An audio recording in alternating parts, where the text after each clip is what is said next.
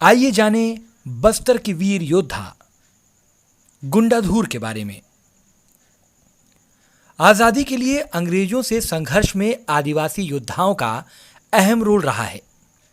ऐसे ही एक आदिवासी नायक हुए थे गुंडाधुर। सन 1910 में बस्तर में हुए भूमकाल आंदोलन के नेताओं में गुंडाधुर एक ऐसे क्रांतिकारी थे जिसे अंग्रेजी सरकार जिंदा या मुर्दा पकड़ने में नाकामयाब रही। गुंडाधुर के बारे में अंग्रेजों की फाइल को इस टिप्पणी के साथ बंद कर दिया गया था कि कोई यह बताने में समर्थ नहीं है कि गुंडाधुर कौन था। बस्तर में गुंडाधुर के बारे में अब भी यह किंवदंती प्रचलित है कि उसके पास चमत्कारिक शक्तियां थी। वो मंत्र से अंग्रेजों की गोलियों को पानी बना देता था। सुपर हीरो जैसी इमेज वाले इस महान आदिवासी देशभक्त को बस्तर का रॉबिन हुड भी कहा जाता रहा है। अंग्रेजी हुकूमत के खिलाफ किए गए 9 विद्रोहों के कुचल जाने के बाद आदिवासी जनता गुस्से में थी। ऐसे ही समय 1891 में अंग्रेज शासन ने बस्तर का प्रशासन पूरी तरह से अपने हाथ में लेते हुए तत्कालीन राजा रुद्र प्रताप देव के चाचा लाल कालेंद्र सिंह को दीवान के पद से हटाकर पंडा बैजनाथ को बस्तर का प्रशासक नियुक्त कर दिया। लोकप्रिय दीवान कालेंद्र सिंह को पद से हटाया जाना आदिवासियों को नागवार गुजरा।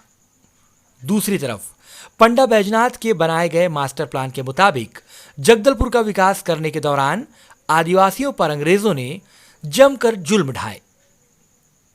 अनिवार्य शिक्षा के नाम पर आदिवासियों के बच्चों को जबरन स्कूलों में लाया जाना, सुरक्षित जंगल के नियम के तहत आदिवासियों को उनके ही जल जंगल जमीन से दूर किया जाना जैसे जुल्म और विरोध करने पर बेदम पिटाई और जेल में डाल देना, अंग्रेजों की ये नीतियां आदिवासियों को नागवार गुजरी। अंग्रेजों के खिलाफ इसी आक्रोश की आग को हवा देते हुए लाल कालेंद्र सिंह ने मुड़िया, माड़िया और धुरवा आदिवासियों को सीधी लड़ाई लड़ने के लिए तैयार किया और माड़िया जनजाति के नेता बीर सिंह बेदार और धुरवा जनजाति के नेता गुंडाधुर को विद्रोह का नेतृत्व सौंप दिया। बाहरियों के खिलाफ मूल आदिवासियों का यह विद्रोह इतिहास में भूमकाल आंदोलन के नाम से प्रसिद्ध हुआ।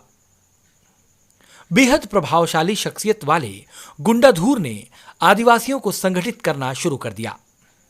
गुंडाधुर ने इस क्रांति का प्रतीक आम की डाल पर लाल मिर्च को बांधकर तैयार किए गए डारामीरी को बनाया। कुछ इतिहासकारों के मुताबिक क्रांति के प्रतीक के रूप में गुंडाधुर की कटार को पूरे बस्तर में घुमाया गया। जहां जहां वो कटार जाता था, जनसमूह गुंडाधुर के समर्थन में जुट जाता था।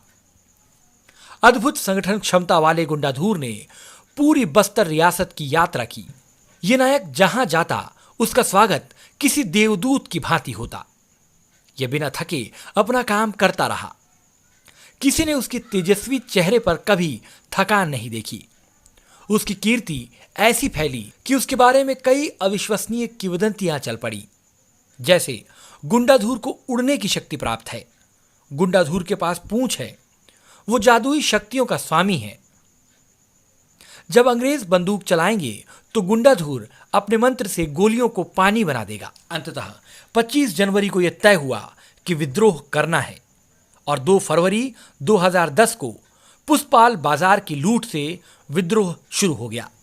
इस प्रकार मात्र 8 दिनों में गुंडाधुर और उसके साथियों ने इतना बड़ा संघर्ष करके मानो चमत्कार ही कर दिखाया। 7 फरवरी को बस्तर के तत्कालीन राजा रुद्र प्रताप देव ने सेंट्रल प्रोविंस के चीफ कमिश्नर को तार भेजकर विद्रोह की जानकारी दी और तत्काल सहायता की मांग की। विद्रोह इतना ताकतवर था कि सेंट्रल प्रोविंस के 200 सिपाही, मद्रास प्रेसिडेंसी के 150 सिपाही और पंजाब बटालियन के 170 सिपाही भेजे गए। 16 फरवरी से 3 मई 1910 तक ये टुकड़ियां विद्रोह के दमन में लगी रहीं। 75 दिनों तक बस्तर के विद्रोहियों और आम आदिवासियों पर कहर बरपाया गया। नेतानार के आसपास 65 गांवों से आए बलाइयों के शिविर को 26 फरवरी को अलसुबह घेर कर 511 आदिवासियों को पकड़ लिया गया। नेतानार के पास अलनार के जंगल में हुए 26 मार्च के संघर्ष में 21 आदिवासी मारे गए। यहां आदिवासियों ने अंग्रेजी टुकड़ी पर इतने तीर चलाए कि सुबह तीर ही तीर नजर आ रहे थे। अलनार की इस लड़ाई के दौरान ही आदिवासियों ने अपने जननायक गुंडाधुर को युद्ध क्षेत्र से हटा दिया ताकि वो जीवित रह सके और भविष्य में पुनः विद्रोह का संगठन तैयार कर सके। ऐतिहासिक सबूत मिलते हैं कि 1912 के आसपास फिर लोगों को सांकेतिक भाषा में संघर्ष के लिए तैयार करने की कोशिश की गई थी। गौरतलब है कि 1910 के विद्रोही नेताओं में गुंडाधुर न तो मारा गया और न ही अंग्रेजों की पकड़ में आया। गुंडाधुर के बारे में अंग्रेज सरकार की फाइल इस टिप्पणी के साथ बंद हो गई कि कोई यह बताने में समर्थ नहीं है कि गुंडाधुर कौन था। कुछ के अनुसार पुचल परजा और कुछ के अनुसार कालेंद्र सिंह ही गुंडाधुर थे। बस्तर का यह जननायक अपनी विलक्षण प्रतिभा के कारण इतिहास में सदैव महत्वपूर्ण स्थान प्राप्त करता रहेगा।